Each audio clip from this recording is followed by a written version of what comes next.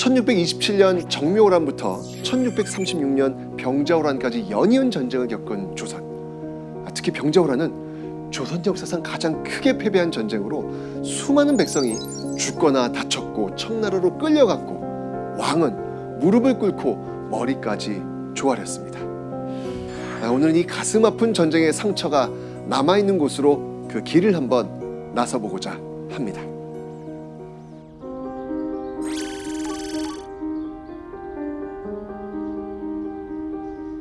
바다와 육지가 어우러진 섬 강화도.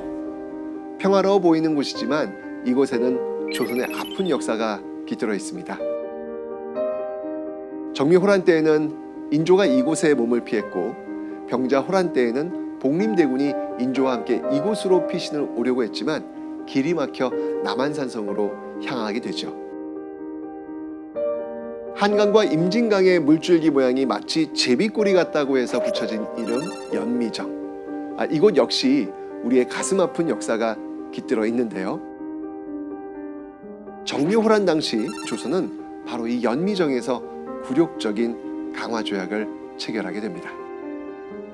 그로부터 10년이 채 지나지 않은 1636년 겨울, 청나라의 10만 군대는 얼어붙은 압록강을 건너 조선을 침략하게 되는데요. 한양이 정복되고 그렇게 인조는 제대로 싸워보지도 못한 채 피신해야만 했습니다. 인조는 정미호란 때처럼 강화도로 가려고 했지만 청나라군에 의해 길이 막혀 황급히 남한산성으로 발걸음을 돌리게 됩니다.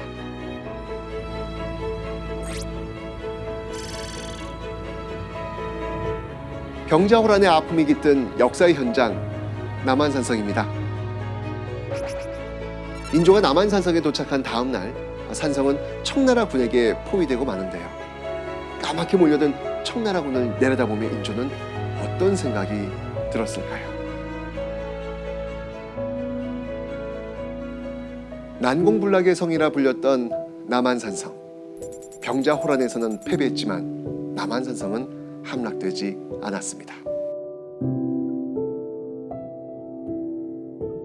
성곽을 따라 걷다 보면 장수들이 군사를 지휘했던 수호장내를 만날 수 있는데요.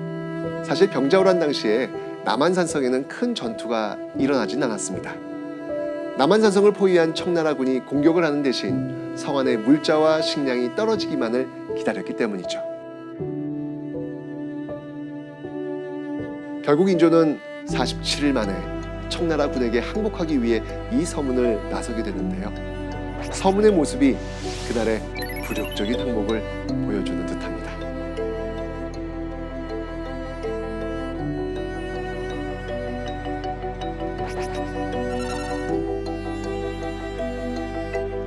서문에서 북문을 지나면 남한산성 행궁을 만나게 됩니다. 행궁이란 임금이 서울에 궁궐을 떠났을 때 잠시 머무르는 곳을 말합니다. 병자호란 당시 인조가 지냈던 남한산성 행궁은 2010년 복원되어 당시의 모습들을 엿볼 수 있도록 재현해 놓았는데요.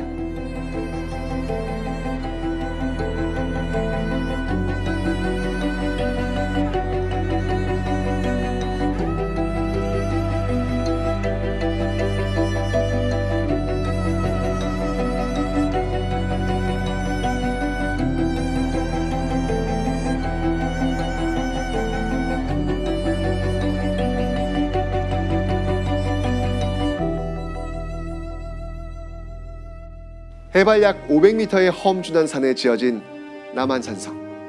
슬픈 역사가 깃든 곳이기도 하지만 자연과 잘 어우러진 산성 도시로서의 가치를 인정받아 2014년 유네스코 세계문화유산으로 등재되었습니다.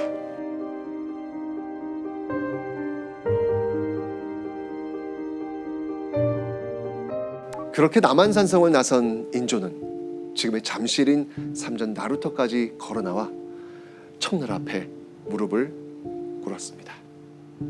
왕족인 소현세자와 복림대군은 인질이 되었고 수많은 조선인들은 청나라의 포로로 잡혀가거나 목숨을 잃었습니다. 이 훌륭한 군사적 요새인 남한산성을 제대로 이용해보지도 못한 채 처참하게 항복해야 했던 조선. 그날의 아픈 역사를 떠올려 보니 가슴이 먹먹해져 옵니다. 절대 잊을 수 없고 잊어서는 안 될 우리의 역사, 그 교훈이 주는 의미를 다시 한번 되새겨보고자 합니다.